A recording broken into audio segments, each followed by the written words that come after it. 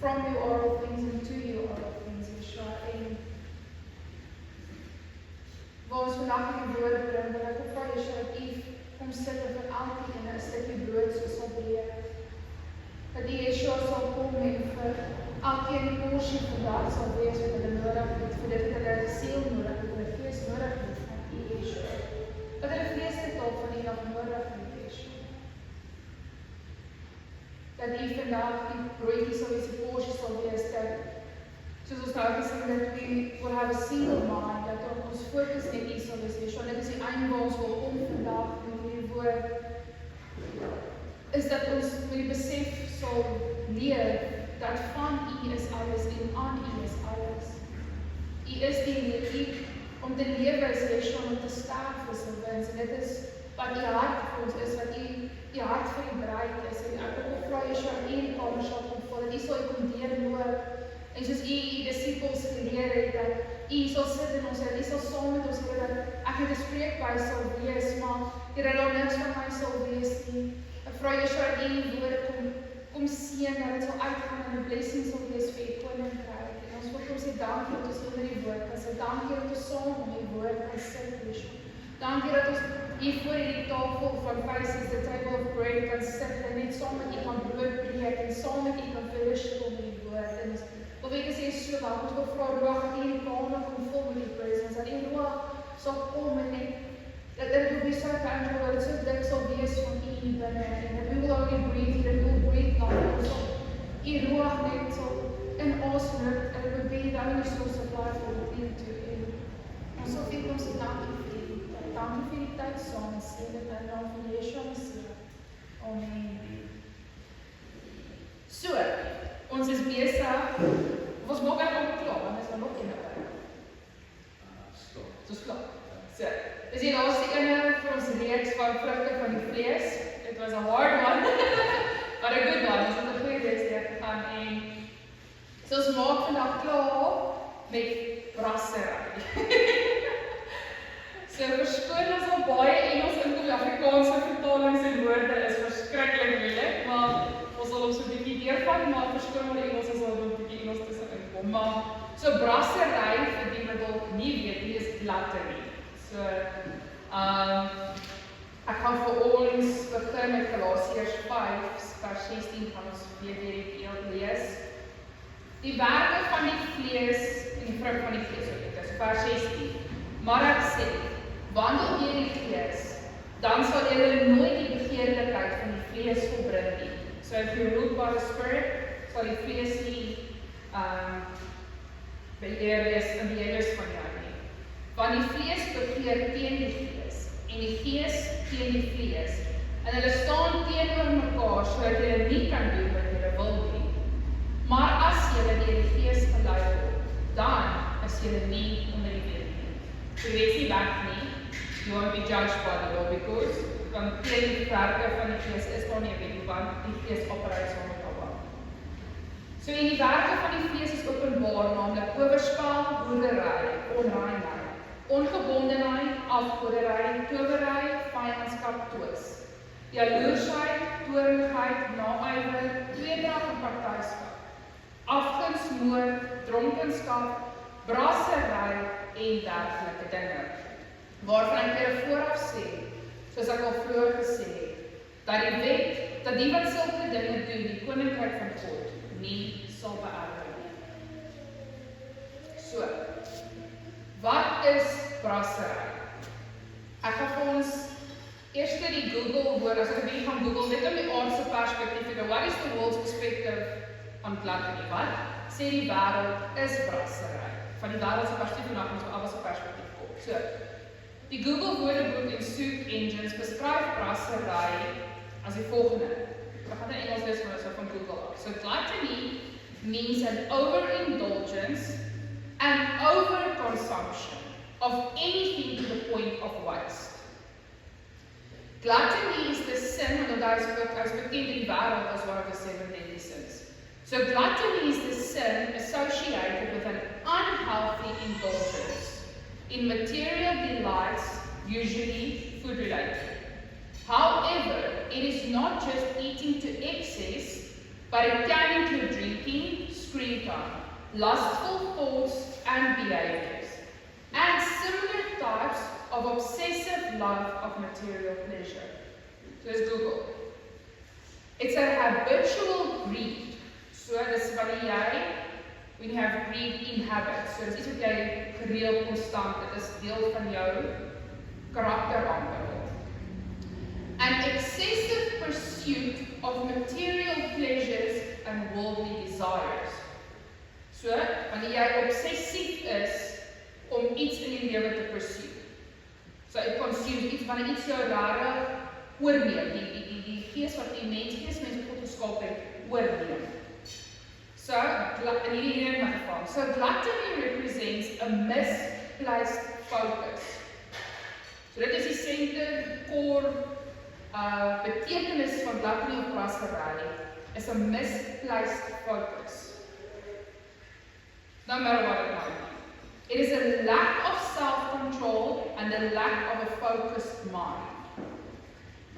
Gluttony is the pathway to spiritual and moral decay.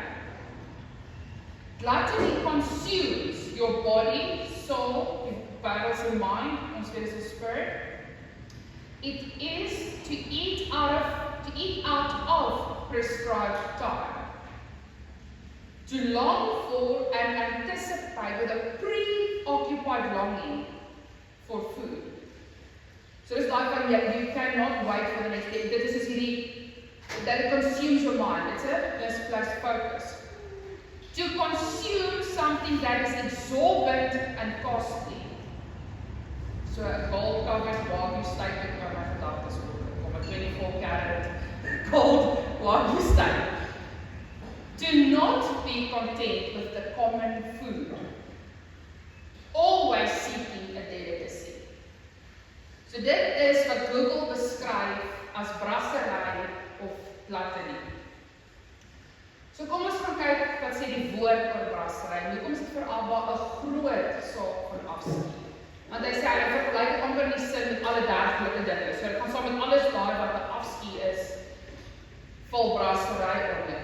En hoekom sê Yeshua, ons sal nie die koninkryk beerwe as gluttony in ons lewe as 'n deel van ons karakter of 'n deel van die vrug is wat ons uitgee. So ons lees in Deuteronomium 21 vers 18. Oor wederstrewige kinders. Julle moet luister. As iemand 'n koppige en wederstrewige seun het, wat nie luister na die stem van sy vader en na die stem van sy moeder nie, en hulle omtigtig, maar hy na hulle nie luister nie, dan moet sy vader en sy moeder hom neem en hom uitbring na die oudstes van sy stad en na die poort van sy woonplek. En hulle moet aan die oudstes van die stad sê, hierdie seun van ons is koppig en wederstrewig. Hy luister nie na ons stem nie. Hierdie woord in my gebruik. Hy is 'n deurbringer en dronkaard. So deurbringer is 'n gluttony. Ek weet nie geweet nie. Dan moet al die manne van sy stad hom stenig dat hy sterwe. Hoor julle? So if you were naughty, you were killed. So beklap, dat was ek sukkel met jou nie. So al die manne van sy stad kom hom stenig dat hy sterwe. So hy sê hom hy is dood. So moet jy dan die kwaad spesifiek, uit jou midde uitroei, en die hele Israel sal dit hoor en vrees. So Abba's baie pertinent oor dit is vir die wette te fees. So dan verstaan ons hoekom dit, by die vrugte van die fees sê, dat jy die koninkryk sal beerwe, as nie die een van jou vrug is wat jy dra nie. So deurbringer is in Engels glutton. En dis 'n titel wat aan mense gegee is wat hierdie karaktereienskap van vraat gehad het. So vraat kan baie dinge wees.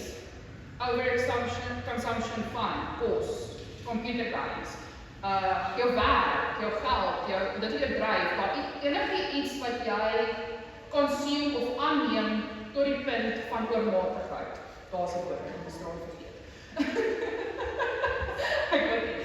So Abba was baie duidelik dat so 'n karaktereienskap nie toegelaat was onder die volk nie. en dat dit strafbaar was met die dood. Totaal en al uitgeroei moes word. So kom ons kyk in Hebreëus hierdie woord wat gebruik word daar na stukkie vir uitbrenger, deurbringer. So die Hebreëse woord vir hom is Zalal. Klink baie saak. So, die definisie volgens die Bible sê, it is to be worthless, to be light, so daar's nie gewig in die vrug nie, to be gluttonous and to be vile. So iets wat jy wil uitbraak, iets wat jy wil opgooi. To shake, to quake, to be morally loose, to be worthless. So nie worthless in die sin van dat jy nie waarde en allemaal nie. Worthless beteken jy dra nie gewig in die koninkryk nie. Jy is 'n vrug wat gebruik nie van kan eet nie. Jy is 'n vrug wat niks beteken vir die gemeenskap waar jy is nie. En 'n prodigal. So te gaan kyk wat is 'n prodigal? Want ons ken die prodigal sê as jy wat weg is en terugkom, maar kyk wat beteken prodigal eintlik? Prodigal beteken to spend money or using resources freely and recklessly, to be wasteful and extravagant. One who spends or gives lavishly and foolishly. So dit is prodigal self, ek het die prodigal beteken, wat weg is en teruggekom het. Maar dit is die prodigal, hoekom daai titel aan haar seun gegee was, is want hy was morsig, hy was buitensporig, hy was uitgematig, hy was uitgemors, hy het rarig met alles gemors aan wat aan hom toevertrou is. So dit is wat die Hebreëse woord Zalal beteken, dat jy mors met dit wat aan jou toevertrou is, dat jy dit squander, jy gooi dit uit op die gras, dat dit nie worth it, dit vir jou het nie waard nie, so soos Abba gee ons jou 'n koninkryks karakter, 'n gift, 'n calling, iets in jou hart, of iets wat voor jou roep, en dan vat jy dit en jy mors met, jy squander dit, jy trap op dit, you don't give a word, jy kom nie en you don't bring it into fruition, so jy gee nie die saad wat in jou geplant is, kans om vrug te dra nie, so your fruit is worthless, it's weightless. En dan lees ons dit is morally loose. So dit kan kyk na die Paleo-Hebreë van Zalal. So die Paleo-Hebreë van Zalal bestaan uit 'n Zayin en dan 'n Lamed. So, dan wil ek kyk wat is Abba se hartwerk. Hoekom is verlief hom so erg? So Zayin, die prentjie van hom is 'n vloekskaap of 'n wapen, of wat ons dit in die sirkel, soos iets wat to cut off, so iets wat afsny. To cut off food, to cut off nourishment. So dit is die Zayin. Die Lamed is dubbel. So Lamed het 'n to and from betekenis. So Lamed kan ander wees 'n staf wat jou na jou betrek, of 'n staf wat jou van iets al wegtrek. So daar's twee Lamed. So as jy die Hebreëse prentjie vat van hom, is dit daar's twee stawwe, in die prentjie. So, dit wat jou afsny van jou nourishment, is dit wat jou wegtrek van Abba Vader af, of die nourishment wat jy vang, kan wees wat jou nader vat aan Abba Vader. So, dis glad nie. So, you either are controlled na Yeshua toe, of control back van Yeshua af. So wat sy staf luister jy na? Wat sy staf beheer jou lewe? Wat sy staf is in beheer van jou lewe? So dis waarna ons kom. Wat sy jou is op jou? Waar die ander een is, a Lamed binds you or teaches you. So, waar vind jy nourishment? Waar vind jy jou voeding? Dit wat afgesny is dit iets wat jou bind, of is dit iets wat jou voed, wat jou leer? Die beskrywing is, a weapon that cuts you from the food that nourishes you, pulls you away from that nourishment and yokes you onto something that controls you. So dis die Hebreëse prentjie van gluttony. Brassery. So jy kan sien wat Google noem, hoekom Google sê it is to have a misplaced focus. So waar is jou fokus? Wat se staf kyk jy? Waar is jou oë? Waar is jou visie. Een lok jou en een trek jou weg. Jou fokus is dan nie meer op Yeshua nie, jou fokus skuif na myself toe. Dit is 'n plek waar jou keuses, jou begeertes, jou verlange en jou smakkinge hoër geplaas is as Yeshua en waar self 'n afgod word. So dis brassery. In Grieks, wat ons nou in die vrugte van die vlees skryf, is dit as sotia. A dissipation, debauchery, profligacy, and reckless living. Wantonness and wastefulness. So dit is die prentjie onder die vrugte van die vlees. So dis die Griekse prentjie. So hulle sê, in Grieks is it is understood as a manifestation of a sinful nature, a departure from the path of righteousness that God desires for His people. It serves as a cautionary term urging believers to pursue a life of temperance and godliness, in contrast to the destructive path of excess and moral laxity.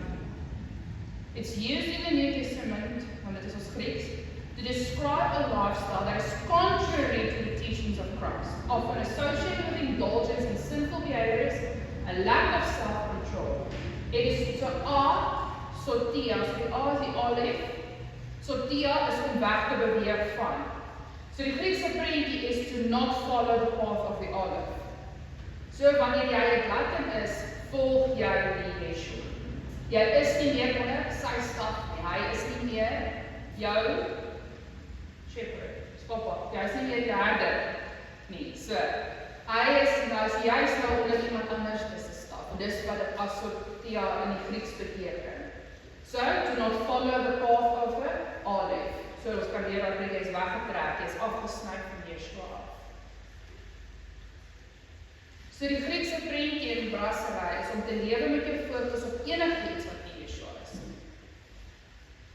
Om 'n pad te loop wat nie die weg is nie. Om roekeloos te leef met wat ook al Jahwe tot 'n beskikking gegee het. Om deurbringend en verkwistend, wasteful te leef. 'n Leefstyl wat in teenstryd is met die lewe wat Yeshua geleef het. So, wanneer jy brassery vrug is wat jy dra, is jou lewe in teenstryd met Yeshua. 'n ander plek waar die woord gebruik word is in Filippense 3 vers 18. Want baie van wie ek julle dit dikwels gesê en nou ook onder trane sê, so jy kan ook al hierdie desperateness in die brief sien. Wandel as vyande van die kruis van Christus. So ons lees so dat in hulle taal, ons kan sien woorde waarvan jy volg nie meer die pad van die alef nie. Hulle einde is die verderf, hulle God is hulle buig, en hulle eer is in hulle skande. Hulle bedink aardse dinge. So nou kan ons sien waarop die misplaced focus is van brassery. Vyande van Yeshua word deur hulle maag of deur hulle appetite beheer. In Engels sê dit, where is the seat of your appetite? Waarna smag jy? Waarna verlang jy? Waarna begeer jy? Waar is jou fokus? Is jou fokus misplaced? So ek kan kyk, daar's 3 plekke in die fisiese realm. So kan jy eers fisies kyk, dan kan ons geestelike beweeg. So brassery in die fisiese realm. Nommer 1. Dit is om 'n oormate van kos in te neem en dit is obvious. Okay? Severely obese, vrate, baie wat konstant eet. Jy sien dit nou, die hele internet is vol. Dan pak hulle sulke tafels kosse en hulle staf en vreet hulle gesigte en dan gooi op. En that is the point of waste. Sorry, want daai kos is nie meer nourishment vir die daai kos word nou 'n vloek in jou. Dit is om vraatsig te wees en om jou lewe rondom kos te bepaal, om gebeheer te word deur jou volgende ete. So dis daai punt van, jy's nog nie eers, jy het eintlik nog nie eens gebid vir hierdie bordkos nie, definitief. Nog nie eens hierdie bordkos begin eet nie, en jou fokus wil klaar, wat eet ek vir lunch? En ons lag, dis wat 'n grap, as ons skaars eet, dan betaal ons al lunch, jy weet. En dit is aan jou fokus is op jou cardinal. Wat is die volgende ding? Wat is jou volgende lys? Wat gaan ek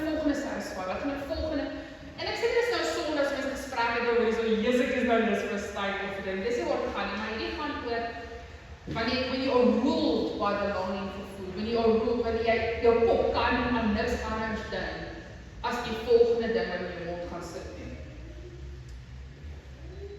Om heeldag en aldag, dit sê ons lees dan vir mense, God is hulle buik. So dit is om heeldag konstant deur jou maag beheer te word. Om konstant jou liggaam in 'n posisie te sit, om kos te moet verteer.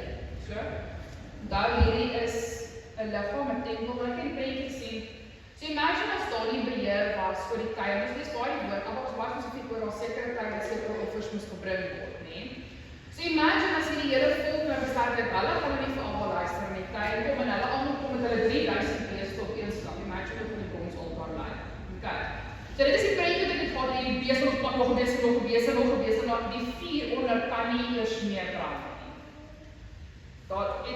It's not almost strong enough anymore om al daai 3000 beeste te hê. Verstaan jy daai prentjie van die gees, die vuur word onderdruk deur die konstante consumption, die konstante inname. Dit is om konstant en gereeld te smag na die dierste en uitspattigste bestanddele en disse, om nie tevrede te wees met die eenvoud van kos nie. So, wat het gebeur in ons wêreld? God het vir ons groente, vrugte, vleis, grane, brood. Die woord is die gave of us, is gaan nie sê Yeshua se voedsel, die kos in die woord, die fisiese kos, was 'n kos van eenvoud. Daar was rare eenvoud in dit wat Abba vir ons gegee het. En wat in die wêreld vir ons eintlik kom sê, met die consumption van die wêreld, is dat Abba se kos is nie goed genoeg nie. So, wat se stap kyk jy na? Waar kom jy nourishment vandaan? Where is your body nourished? From what place do you receive the nourishment? Is dit voeding wat jou tempel en die gees bevoordeel? Of is dit voeding wat die tempel en die gees benadeel?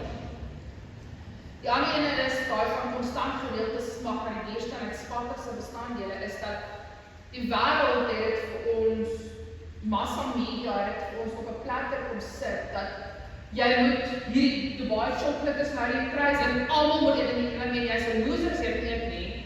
Ek staan nou gedis en ek sê dit is R400 vir net so 'n sterk chocolate. Ek meen dit is belaglik, dit is malligheid. En dit is wat dit is platte nie. Want as jy dit nie geëet het nie, wat is jy? Jy's 'n loser, jy's arm, jy's uit, jy's pas nie in nie. Verstaan jy? Die wêreld gee die prentjie van you need to consume. Jy word ook half afgeskryf as jy nie al die nuutste dierste goeders het nie. Ek meen, as jy nog nie 'n wagentjie geëet het nie, dan like, wie is jy, waar is jy, word jy uitgeval in die bus? Ek weet like, wat se klip is jy onder? Maar ek meen, wat sê wagentjie, ek gaan actually gaan oplees, dat as jy in essence gaan kyk, die bees wat 'n wagentjie vir jou gee, is 'n siek bees. Hulle word so vet gevoer en geoverconsume en goed gevoer wat nie hulle natuurlike dieet is nie. So, dit waarom jy jou verlustig, die source where you receive your nourishment, dit wat jy staf in jou, kom van 'n root of 'n plek af wat siek is, waar jy self is. En dan begin jy besef, waar kom later die in? En wat is die Fransis, where is it just going down a rabbit hole van, hoe het die vyand overconsumption vir ons kom glorify en glitter op het kom gooi en kom sparks gooi en die wêreld het later die amazing gemaak, cool gemaak, like exciting gemaak. En dit is raar, want ek meen dan vat jy daai white stack aan gooi 'n goue filmpie op hom. As ek sê, wat gaan daai goue filmpie, daai 24 karaat filmpie aan jou intestines doen? Verstaan jy? Maar die vleis onder hom is vrot en dood en siek. Ek kom van 'n siek root sauce af. So dit het my gevang en dit is hoekom Abba sê dat hulle God is hulle maag. That is what masters you. Dit wat jy nie kan consume. En ek het bietjie gaan kyk want die ander prentjie van Latterly was to eat out of a prescribed time. En dis waar ek terugkom met die 3000 beeste op die bronsaltaar binne 5 minute. En Wanneer jy jou liggaam konstant voel, die hele tyd, non-stop, die hele tyd grace, die hele tyd eet, die hele tyd borekos konsume, die hele tyd, plaas dit jou liggaam in 'n posisie om konstant insulien te moet afskei, konstant jou bloedsuiker op te jaag, wat dan kan lei na metaboliese siektes, insulienverstandigheid, diabetes, obesiteit, hartkwale en dan sterfte. So basies jou liggaam kan crash as gevolg van die oormaat van voeding. So dit was punt nommer 1, die fisiese prent van glutamine. Punt nommer 2. So nou kyk ons na die consumption, die inname van buite af. So dit is om 'n oormaat sosiale media of afleiding te bevredig. Enige iets wat jou aandag aftrek van Yeshua of tyd van hom afsteel. So die volgende prent van glutamine is dit wat jy inneem via jou ore en jou liggaam. So nou is nie kos nie, maar dis jou liggaam. Hoe is glutamine op die fisiese liggaam? Wanneer jy iets in natuurlike kies bo die geestelike, wanneer jy afgode van aardse dinge begin maak en obsessief begin raak. So wat kan dit wees? Jou foon, sosiale media, jou kinders kan 'n afgod word, jou stokperdjie, jou werk, enige iets waar jy jou selfbeheersing verloor of iets anders meer belangriker as Yeshua en die woord. En ek het net gesit dat hierdie stukkie, dit kom met my op van Martha en Maria, en toe hulle by Yeshua was, en Martha wat gaan staan en by Yeshua gaan klaar, en sy gesê net van Sissie, kom help my. Dit sê van Sissie, ek moet dien, ek moet kos maak, ek moet dit doen, ek moet skor gewas, ek moet die kos aandra, ek moet die goed aandra, ek moet die waterbakke vir die voete aandra, ek moet dit en ek moet dat en ek moet die en dan sê net vir my Sissie, sy moet my kom help, jy wat ek kom sit vir jou sit en luister. En ek kan al vir die prentjie insien van reg, gaan jy nou sit en luister terwyl ek my moet afsloe. En ek weet as ek baie was by mekaar van dit is daai, she was a glutton of verantwoordelikheid. Dat sy verantwoordelikheid al so laat consume het, as hy tyd met Yeshua gemis het. En Yeshua het vir gesê, wat is belangrik? Baie werksvoorgoed? Die extravagant meal wat jy wil neersit, met sy 10 kosses en sy 5 saai disse en sy 6 skaal boude en alles. Ons kon net nie by Yeshua sit en 'n stukkie brood geëet het. En dit is daai, wat is jou afgod? Waar is jou fokus? Jou foon, is jou foon die sosiale media, jou social presence wat jy het, is dit belangriker as om net 5 minute by Yeshua te gaan sit en vir hom te sê, Yeshua, ek gaan net afsnit van die werk, ek gaan by hom sit.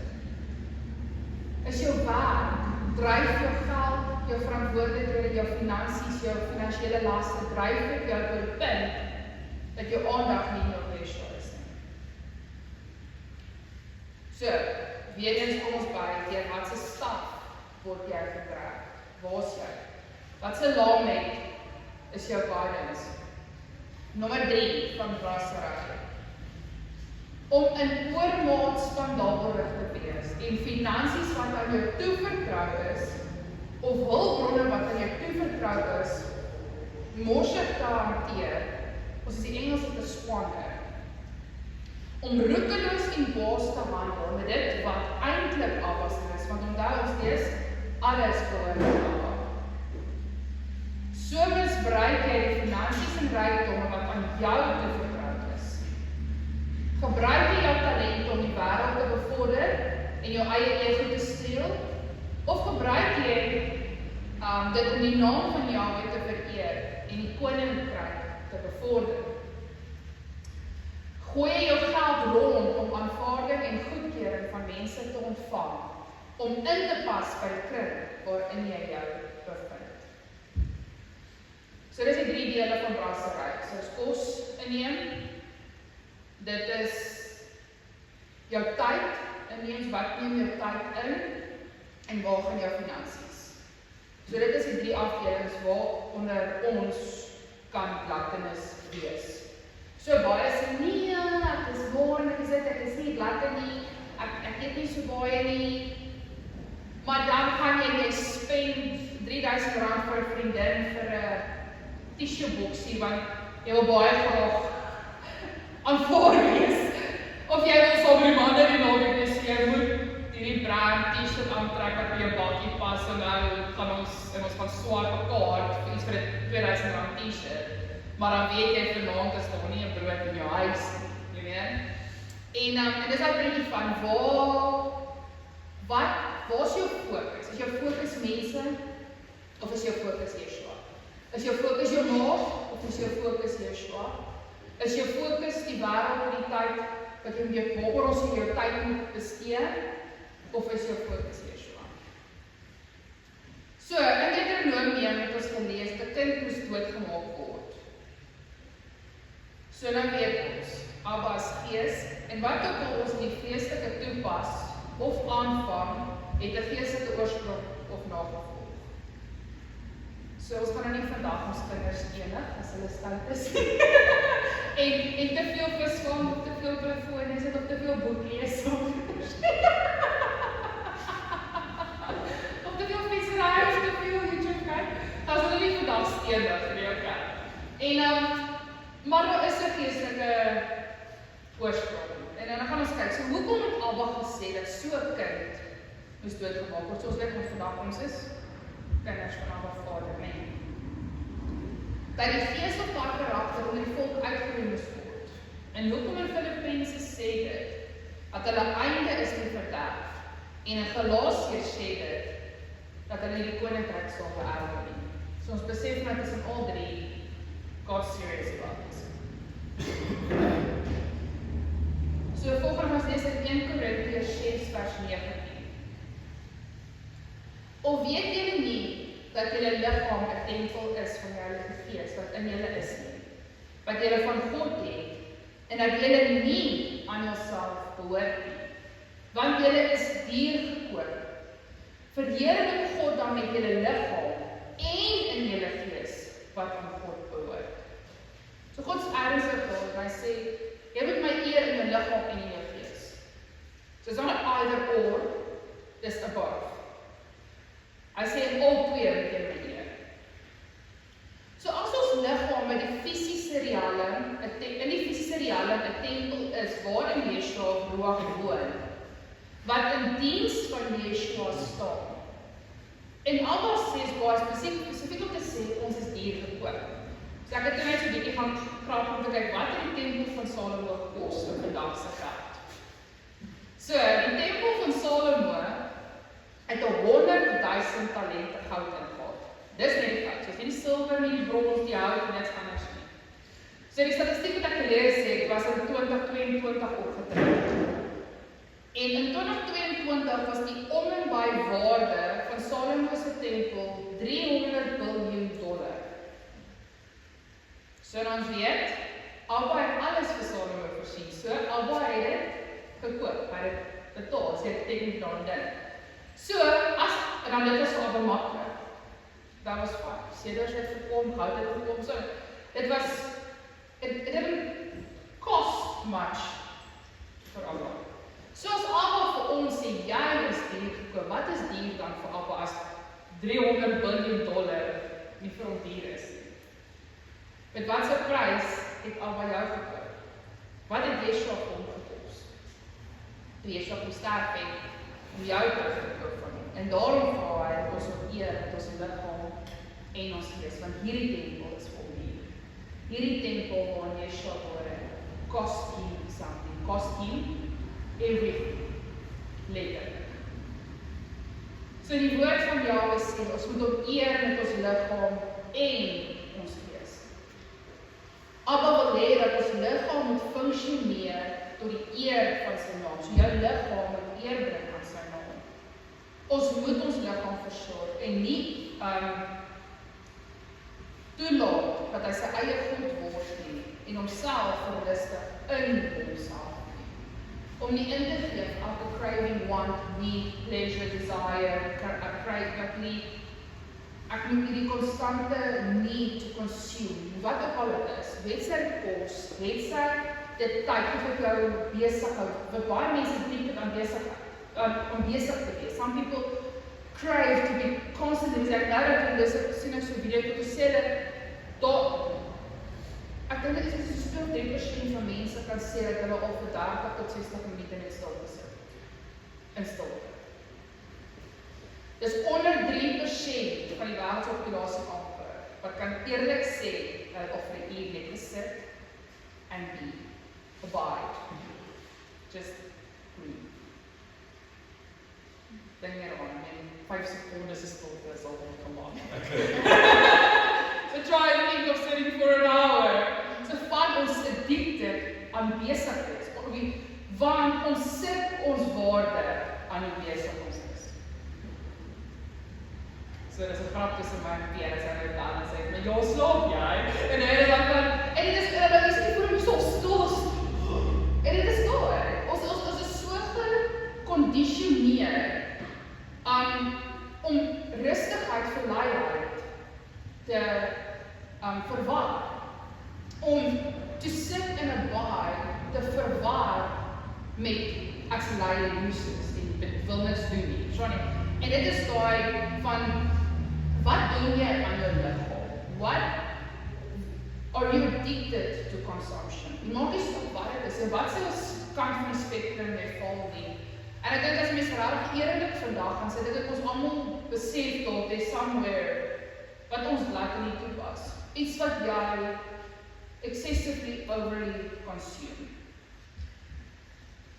En so alles waar ernstig, ek dink wil hê ons moet van ons liggaam, maar God maak nie, want ons is vir hom gekoop, hy het ons deur gekoop. Ons behoort aan hom.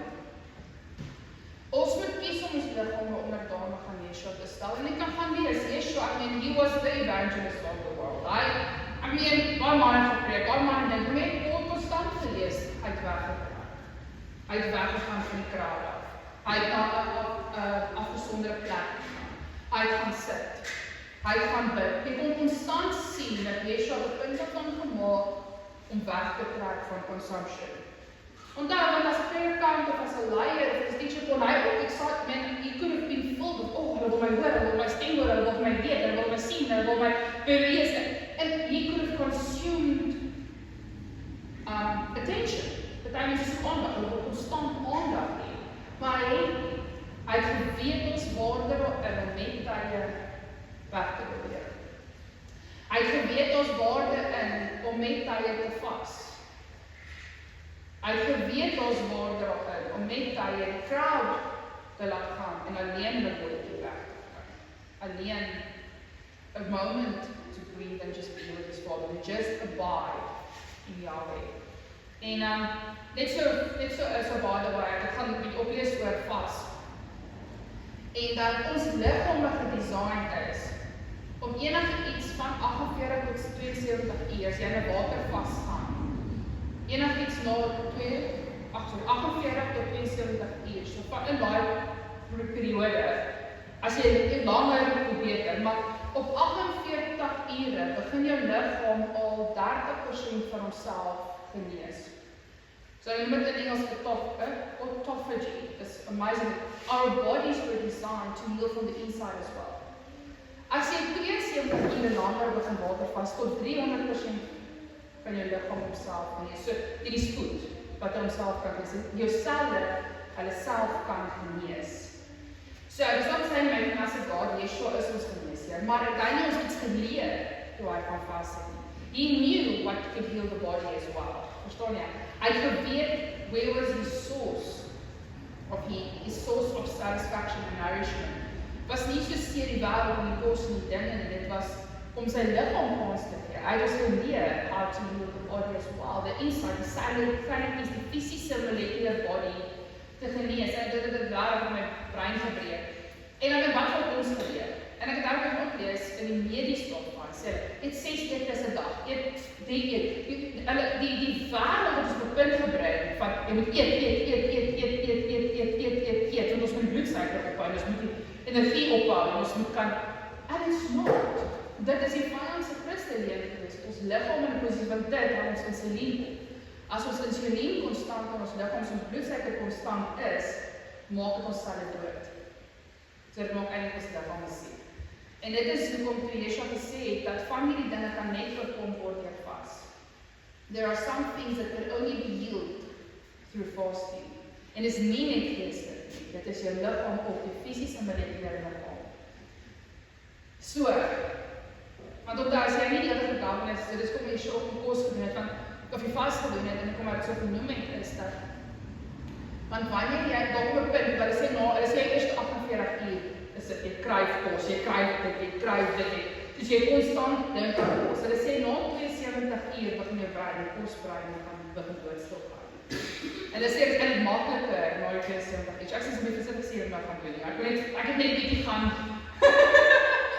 net oplees, wat was die actual, hoekom het Yeshua 40 dae, want ek is ook nog gepreek, ja maar, dis God, hy kan dit doen.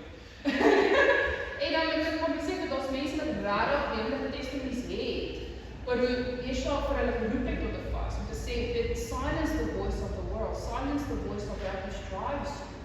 En dat hulle verhouding met Yeshua in die vas, nie net hulle liggaam geleer, maar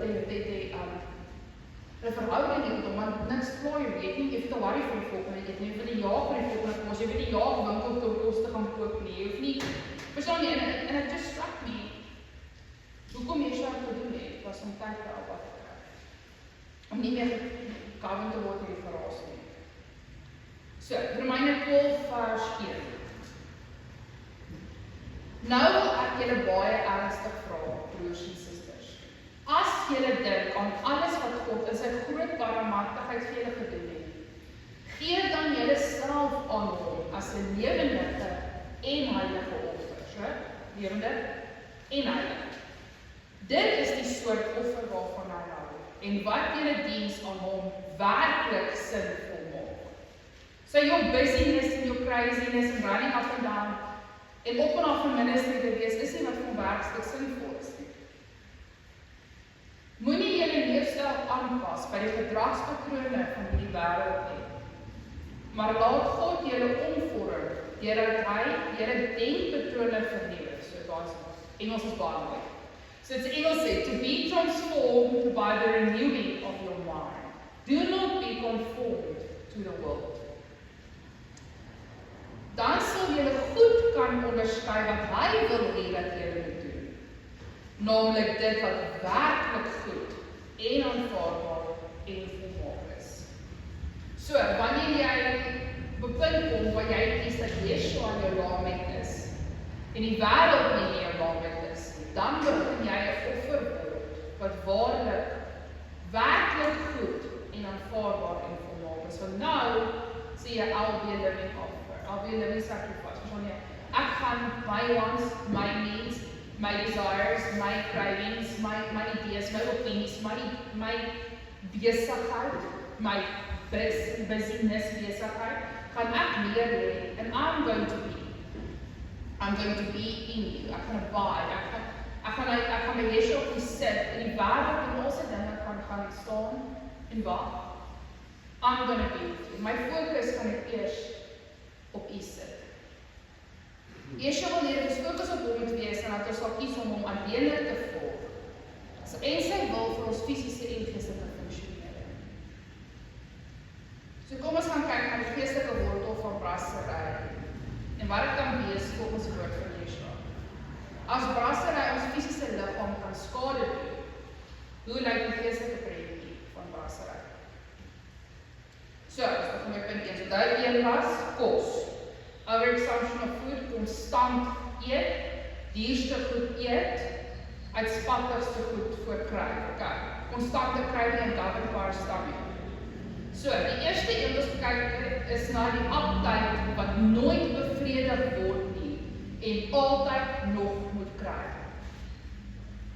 'n Appetite wat altyd smaak na buitensporige dierdinge en uitspattige bestanddele.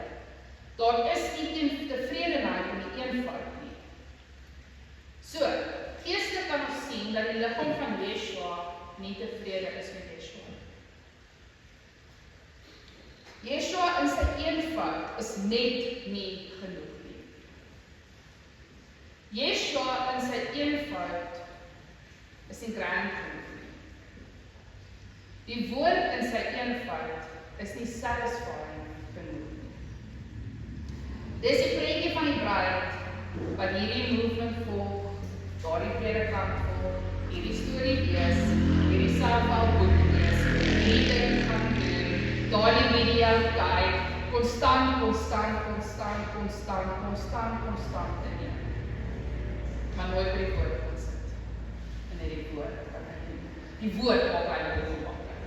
Ek het baie mense selfs om ons kan op baie keer 'n gesprek hoor. Jy moet hierdie video kyk, hierdie gesien, hierdie boek gelees, hierdie ding gedoen, hierdie ou gehoor, hierdie ou Testament, hierdie gehoor.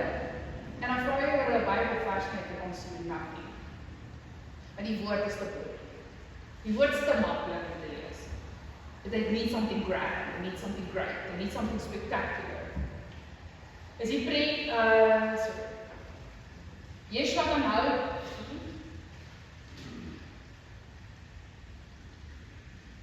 so, die bruid van Yeshua kies om te eet van die wêreld, behalwe by een wat daar die meeste voedingskrag kan bied. So, wat proefskaar, wat sny, wat so voeding. Vind jy satisfaksie en voedingskrag in die eenvoud van die graankortjie, which is Yeshua, die brood van die lewe. Of moet jy hierdie kratting en daardie kratting en hierdie spectacular show en daardie konferensie en hierdie kamp en daardie boek en daardie video en wat as bruid van Yeshua is vir jou genoeg? Is Yeshua vir jou genoeg? Sy eet van soveel bronne, soveel uitspattige bronne. Sy is ontevrede daarin om van Yeshua te eet. Sy is ontevrede met die eenvoud, met dit wat top is, volgens skepingsdoel geskaap is. Sy misluk daarin om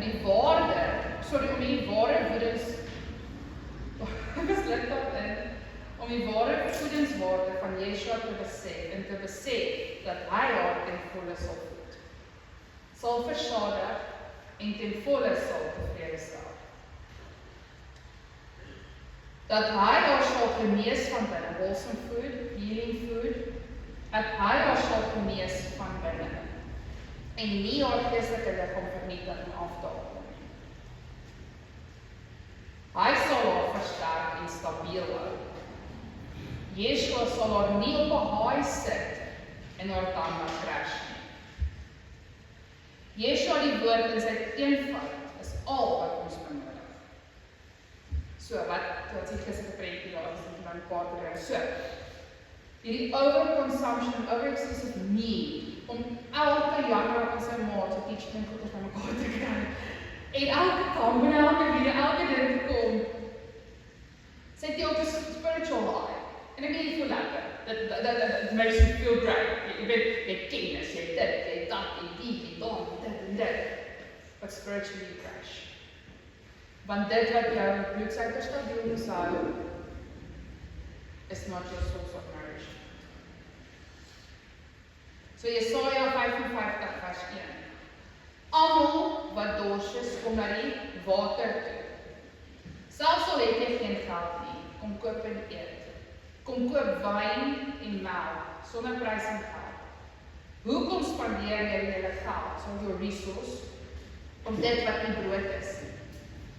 Hoekom spandeer jy jou geld op dit, jou tyd, jou resource, dit wat vir jou waardevol is, jou liggaam, omdat jy is nie gekoop? Hoekom spandeer jy dit wat nie brood is nie? Hoekom werk jy vir iets wat nie kan versadig nie? Luister mooi na my, dan sal jy eet wat goed is. So luister na my, dan sal jy eet wat goed is en versadig kan word, met die beste wat te kry is. Luister tog, kom na my toe. Luister na my dat jy kan lewe. Ek is gereed om die ewige verbond te sluit. Ek wil my troue liefde aan julle betoon soos ek aan Dawid beloof het. So hier sê Yeshua in die woord, I'm enough.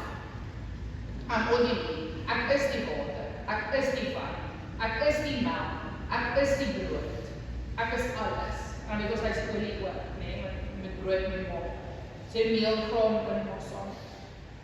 Maar hy sê so, hy sê ek is wat reg is, ek is wat goed is, ek is wat jy nodig het, kom eet van my. Hoekom wil jy jou geld gaan mors, jou tyd gaan mors, jou resources gaan mors, jou energie gaan mors, om al die konstante insettinge te kry, waar Yeshua genoeg wees het. Yeshua in eenvoud van sy hele woord is al wat ons nodig het vir 'n gesonde liggaam, om 'n gesonde liggaam vir Yeshua te wees. Ons moet ophou om elke belangrijk in sy maat te volg, onsself onstabiel te laat, want al wat gebeur laat ons stondige sugar high as 'n crash. En ons sien dit so baie in die liggaam, dat sodra mense gevoer by menigte bronne ontvang, hulle crash en hulle geestelike lewe, crash en hulle geestelike lewe beleef. Want hulle is swak, hulle is moeg en hulle is swak, moeg en onstabiel op hulle lewe laat. Die bruid van Yeshua, die ware bruid van Yeshua is honger vir dit wat net Yeshua kan het. So nommer 2, het ons gesien, dit is die consumption van dinge wat ons besig hou. Die volgende een is om ons fokus op aardse dinge te plaas en van Yeshua af te haal. Om ons tyd, fokus en gedagtes obsessief gefokus te hou wat die wêreld ons kan dien. Dis 'n prentjie van die bruid wat konstant daar besig gaan met wêreldse dinge wat haar fokus van Yeshua af is. Sy volg hom nie meer nie, maar volg alles wat die wêreld haar bied. Sy volg elke nuwe Christelike trend. Sy hou haar so besig met die dinge van die Here, as sy die Here van die dinge verloor. Sy begin soos die wêreld dan praat, sy begin soos die wêreld werk. Sy volg elke nuwe trend, sy doen alles wat die wêreld vir haar sê goed is, en sy raak obsessief besig, en sy verloor Yeshua. Vir Yeshua is tyd saam met hom belangrik, en dat ons gefokus op hom bly, dat ons gedagtes op hemelse dinge vestig, op dit wat ewig aanmaak het. So Kolossense 3 vers 1-17, is bietjie lank, maar wat ons graag lees. Aangesien julle saam met Christus tot 'n nuwe lewe opgewek is, streef dan na die dinge wat daarbo by Christus is, by Yeshua is. Set your mind on the things above.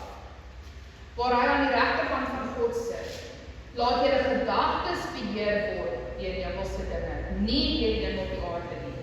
Julle het mos saam met Christus gesterf en julle lewe is saam met hom veilig by God weggesteek. Wanneer Christus wat julle lewe is, by sy wederkoms verskyn, sal julle ook saam met hom in heerlikheid verskyn. Daarom moet julle die volgende wêreldse dinge afsterk wat deel van julle lewe is: seksuele sondes, onreinheid, welle, slegte begeertes, gierigheid, wat van geld 'n god maak. Dit is vir sulke goed dat God sê, God se straf ongehoorsame mense tref. Vroeger was hierdie dinge ook deel van julle leefstyl, maar nou moet julle ook nog van die volgende dinge ontslae raak. Kwaad wees, woedebuie, gemeenheid, gevloek, vyandtaal, moenie uit julle monde kom, so wat gaan julle gedagtes aan wat kom uit jou mond uit.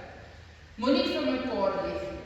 Julle het mos die vorige mens en sy praktyke soos klere uitgetrek, soos weg, dis klaar, dis af. Hierdie mens kry voortdurend nuwe insig en word so verander en nuut gemaak, om al meer soos sy Skepper te lyk. So, ons invloeder begin ons nou maak soos Yeshua lyk. In hierdie nuwe lewe is daar nie langer sprake van Griek of Jood, besny of onbesny, ongekultiveerd, barbaar, slaaf of vry man nie. Al wat saak maak is Yeshua, wat alles in elkeen is. So, al belangrik is Yeshua, wat alles in elkeen is. Julle is die mense wat God uitgekies het, wat hy geheilig het, en wat hy lief het. So, you were called to be holy. Nee, set apart. Daarom moet jy die volgende soos klere aantrek: liefdevolle deernis, vriendelikheid, nederigheid, sagmoedigheid, geduld. Verdra mekaar, en as een geen klagte en iemand anders te het, vergewe mekaar. Vergewe mekaar soos die Here julle vergewe het. Die heel belangrikste wat julle moet aantrek is die liefde. Die liefde bring alles vermaak saam, en verder waar die vrede wat Christus bewerk het en julle lewens deurslag gee, want as lede van een liggaam is julle tot vrede geroep, en wees dankbaar. So wees dankbaar in die eenvoud, wees dankbaar in dit wat Yeshua is. Laat die rykdom van alles wat Christus ons leer, die hele weerstel bepaal. So die rykdom wat Christus is, alles die lewe bepaal. Met alle wysheid, nie lang paar onderrig, so, counsel, nee, mekaar die regte pad wys. Sê, hoor jy so, jou focus is 'n bit op. Dit is 'n bietjie onstabiel. Sing met dankbare harte psalms, lofgesange en geestelike liede tot eer van God. Verder doen alles, of dit nou met woorde of dade is in die naam van Yeshua. So is jy die hele tyd besig om deur hom dank aan God die Vader te bring. So hou jy besig om dankbaarheid aan Yeshua te bring. En die King James sê, dit is my mooi, seek those things which are above, where Christ sits on the right hand, and set your affection, jou liefde, on the things above, and not on the things on the earth. So waar is jou liefde, waar is jou tyd? So laaste een nommer 3. So Yeshua raak die woord, hy klem daarop, dat hy nie wil hê, ons moet ons tyd bemors op bestee, of vermors op wêreldse dinge nie. Dat dit waarmee hy ons geseën het, gebruik moet word vir die glorie van die koninkryk. Om eer te bring aan die naam van Yeshua, en nie om onsself te verheerlik nie. So Efesiërs 5 vers 1.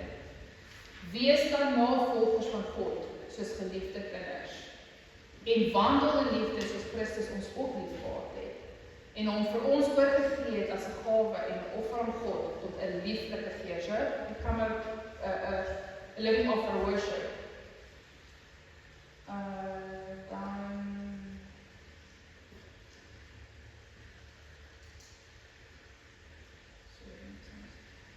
So Yeshua is baie duidelik dat selfs ons tyd en woorde vir hom en ons gedagtes vir hom belangrik is. En dat hy nie wil hê ons moet die eie dinge van die wêreld leef nie. Elke woord, aksie, daad en gedagte moet kingdom-centered en focused wees. En nou is hy so mooi, Liefde Jakob sê die tweede ene, wat sê, all to him and all from him. En dit is presies dat gestaan gesit het. Dit is wat hy wil ons moet lewe. All from him, all for him, all to him. Dit is hoe jy sê. Alles kom van hom af, alles is vir hom en alles is aan hom. Dit is wanneer ons in lewe in nederigheid leef tot eer van sy naam. Nie vir onsself of vir aansien of aanvaarding by die wêreld nie. Yeshua het gesterf om ons 'n nuwe identiteit in hom te gee. En daarom hoef ons nie ons talente te vermors of af te water of weg te steek vir aanvaarding by mense nie. Hy het ons geroep en afgesonder en hy om heilig vir hom te wees. Psalm 100 vers 3. Erken dat die Here God is. Hy het ons gemaak en ons is syne. Sy volk en die skape van sy weide. So wanneer jy Yeshua kies, dan kies jy om onder sy laamheid in te kom, om onder sy staf in te kom. As die bruid van Yeshua lewe ons onder sy staf. Hy is ons herder en ons volk hom. Ons hoef nie roekeloos en ons bande in die wêreld te leef vir aanvaarding nie. Ons is geliefd, ons is versorg, ons is beskerm deur ons herder. Ons kies om deur hom gevoed te word, but he says the pasture is good. En ons voedingskrag kom van die goeie herder af. So hy weet waar ons goeie voeding en nourishment vir ons liggaam en ons gees gaan kry. Om onder sy lering te wandel en 'n bruikbare wessel te wees vir hom, vir sy koninkryk en eer aan Yeshua te bring. Ek wil net afsluit met 'n stukkie, so 2 Timoteus 2 vers 19. Ewenwel die fondament van God staan vas met hierdie seël. Die Here ken die wat syne is en laat elkeen wat die naam van Christus noem, afstand doen van die ongeregtigheid. Maar in 'n groot huis is daar nie alleen voorwerpe van goud en silwer nie, maar ook van goud en aardewerk. So some people are extravagant, some people are functional. Sommige kies om tot eer te wees, maar ander tot oneer. As iemand om dus hiervan deeglik reinig, sal hy 'n voorwerp tot eer wees, geheilig en bruikbaar vir die Here, toeberei vir elke goeie werk. En dan is so Efesiërs 5 vers 27, ek net 'n stukkie noem, sodat hy die gemeente vir hom kon stel, verheerlik sonder vlek of rimpel of enigiets dergeliks, maar dat hy heilig en sonder gebrek sou wees. Dis die bruid wat Yeshua vra. So daai vlek in Hebrews is die prentjie to be of moral fault, moral blemish, morally impure, a moral stain, removed from Yeshua. So wat is die definisie van brassery? It is to describe a lifestyle that is contrary to the teaching of Christ, often associated with indulgence in sinful behaviors and a lack of self-control. Asotia, removed from the olive, to not follow the path of the olive. So as jy enigiets van hierdie 'n boksie getik het, is daar 'n vlek op jou rok. En dis nie 'n aanval nie, dis 'n liefde, want ons het nog tyd. Dis die genade van Yeshua, dis op tyd dat my vlek kan uitwas. Waar stofkolletjie op die rok geval het, want Yeshua kom vir 'n bruid sonder 'n vlek. En dit is 'n bruid wat nie geestelike en vleeslike decay het nie. So dit is wat kragtig is. Yeshua wil 'n bruid hê wie hom haar hele fokus maak, wie haar verlustig in sy woord, wie tevrede is met hom. 'n bruid wie se morele keuses deur hom beïnvloed is. 'n bruid wat by hom skuil en in hom haar identiteit vind. Dis daai laaste liedjie to serve a single mind. Dis daai good ones. Hy wil hê ons fokus met hom wees en ons lewe met worship wees. Dat ons lewe sal dat ons lewe beheer sal word, nie in wees aan wat verloop nie. What's happening? That a life will be governed by you, dit is die woord, that he would be at the seat, dat hy op die kroon van ons lewe sal sit, dat hy op die kroon van ons gedagtes sal sit, dat hy op die kroon van ons vleeslike begeertes sal wees, en dit is wat hy wil hê. So, is glad in nie. En as daar ietsie is, dit is grace and love, dat ons nog tyd het om 'n vlekkie uit te was. Ek ons kom. So ek ons bid. Abba Vader, Here, vandag ons hier voor kom sit, Abba, en ons wil kom sê, Abba, kom kyk hier so, Yeshua, hier is 'n vlekkie op my rok. Hier is 'n vlekkie waar ek iewers in my morele mens decay, waar iewers waar ek in my morele mens of in my geestelike lig kom, of in my geestelike tempel, of fisiese tempel, my fokus van U afhaal het, Yeshua. En ons wil vra, Yeshua, hier waar my misguided focus of my misplaced focus 'n vlek op my rok gelos het, wil ons kom vra vandag, Yeshua, dat U met U bloed sal kom, dat U bloed sê, dit wat so skarlakenroos maak U so wit so sneeu. En met U water, dat U sê, U my woord was. En dit is so as ons besef wat 'n vlek op ons rok is, en wat die woord kom, toe die woord ons kom leer, wanneer ons kom repent, en wanneer ons kom jammer sê, dan sit hierdie water van die woord wat kom in die vlek kom uitwas op ons rok. En vandag maak dit vir my so sin as mense prentjie met mekaar sit. En ons wil daarom kom vra vandag, ons wil kom dankie sê vir die woord van U, Here, wat U die seisoen wat U vir ons gegee het, om deur die vrugte van die vlees te werk, en deur die dinge te werk, waar U wil hê ons moet die vlekke, die morele dinge, sondes wat ons doen, die vlekke op ons kleed, ons bruidskleed gelos het U vir ons tyd gegee om deur die vrugte van die vlees te werk. Het 'n seisoen vir ons gegee om tyd te kan neem om die vlekke te kan uitwas. En daarvoor wil ons sê dankie vir die genade van Yeshua, vir die tyd wat ons het om dit te kan doen. Vandag wil ons kom repent, Yeshua, vir dit wat ons in ons geestelike tempel en in ons geestelike tempel, ons geestelike vesting van U en ons fisiese vesting van U kom vernietig het, om ons voeding en ons nourishment en ons seed of appetite, alles die wêreld gemaak het, waar ons hierdie uitspattige goeders begeer het, waar ons hierdie uitspattige teachings, waar Yeshua nie vir ons genoeg was, en waar ons hierdie konstante vul van die wêreld wat gehad het, waar ons dit amper te boring was om net by U en U woord te sit, om net by U te kom eer. Yeshua is ook om die punt waar ons onsself so besig gehou het met al die dinge dat ons kan goed raai en U gemis het in die prentjie. Yeshua is ook om ja, repent vandag waar ons ons liggame so vol goed gestop het en ons liggame so seer gemaak en siek gemaak het en nie geblameer het daarvoor. En hoekom het God my nie genees nie? Hoekom wil God my nie gesond maak nie? Maar dan is dit iets wat binne ons is wat dalk ons fokus nie op U was nie, ons U nie gekies het op ons dalk nie gekies het om U te glorify met hierdie liggaam nie.